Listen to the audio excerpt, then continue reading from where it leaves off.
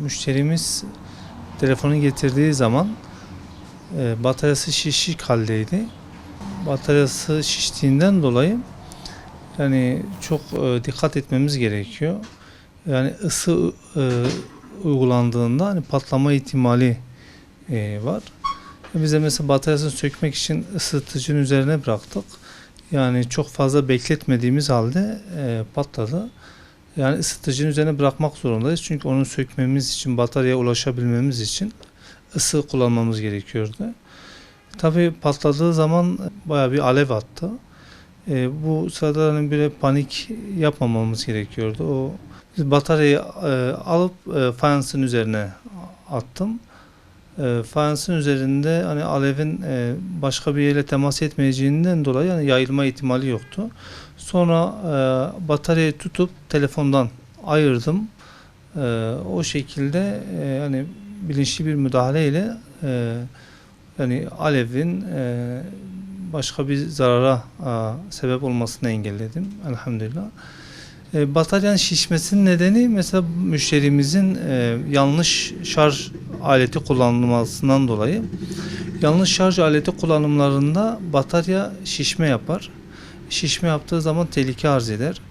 Yani bizim müşterimizi Allah kurtardı. Yani örneğin müşterimiz telefonunla dışarıda konuşurken o telefon güneş ışınına maruz kalmış olsaydı veyahut aşırı bir görüşme yapmış olsaydı telefon ısınacağından müşterimizin kulağında, elinde veyahut cebinde patlayabilirdi. Allah muhafaza öyle bir patlamada çok ciddi zararlara sebep olabilirdi.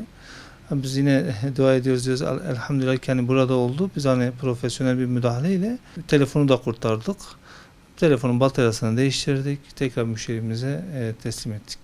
Müşterilerimiz bizden şarj cihazı talep ettiği zaman biz öncelikle onun telefon modelini soruyoruz. Markasının modelini soruyoruz. Çünkü her telefonun kendine göre bir kapasitesi var. Yani kimi telefonlar 10 wattla çalışır, kimi 18 wattla çalışır, kimi 20 wattla çalışır. Şimdi biz 10 wattla çalışan bir telefona 20 wattlık şarj adaptörü verdiğimiz zaman o telefonu zorlayacaktır. Zorlayacağından dolayı da batarya şişme yapacaktır. Yani aslında bizim kullanmış olduğumuz telefonlara göre şarj adaptörü kullanırsak kolay kolay bir sıkıntı olmayacaktır. Yani. Şöyle söyleyeyim, Diyarbakır'ın sıcaklığı ve bataryanın patlama durumu ancak şöyle olabilir. Batarya şişme yapmışsa bu sıcaklık onu etkileyebilir. Ama normal şartlarda çok aşırı bir sıcağın altında kalırsa telefon tamam. O zaman patlama tekrar yapabilir. Şişip patlama yapabilir. Ama normal kullanımdaki sıcaklığı kastediyorsak onda kolay kolay patlama yapmaz. Örneğin mesela bir telefonumuzu aracın güneş görecek bir kısmında unutursak ve telefon doğrudan güneşe maruz kalırsa tekrar patlama yapabilir. Ama normal gün içerisindeki kullanımda ki güneş ışığına maruz kalması patlamaya sebep olmaz. Ancak şu şekilde patlamaya sebep olabilir. Batarya şişik ise, batarya şişmiş ise çok tehlikelidir. Kesinlikle vatandaşlarımızın bir an önce kendilerine en yakın servisi tercih ederek bataryaların değiştirmelerini tavsiye ediyoruz. Batarya patladığı zaman kesinlikle panik yapmamak lazım. Sakin olmak gerekiyor.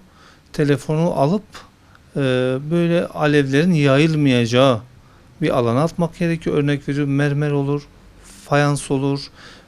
Üzerine oraya atmak gerekiyor. Ondan sonra mümkünse bataryadan ayırmak gerekiyor. Yani ayırdığımız zaman orada hani zararın ilerlemesini engellemiş olacağız.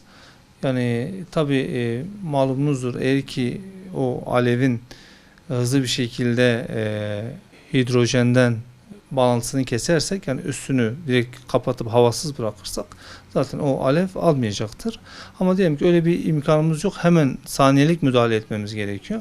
O zaman telefonumuzu alıp, yani böyle alevin yayılmayacağı, yani ahşap olmayacağı, plastik olmayacağı bir alana atmamız. Ve evde oluyorsa onu alıp banyoya atabiliriz mesela.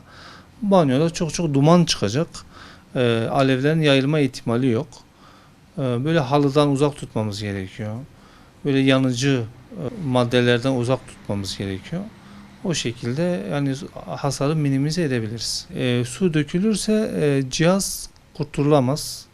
Yani telefon kurtulacağı varsa da kurtulmaz. Su dökülmek alevi daha çok da arttırma ihtimali var. Bundan dolayı sudan uzak durmamız gerekiyor. Yani biz fayansın üzerine attığımız zaman zaten o fazla bir zararı olmayacaktır. Çok çok telefon gider ama etrafa zararı olmayacaktır yani.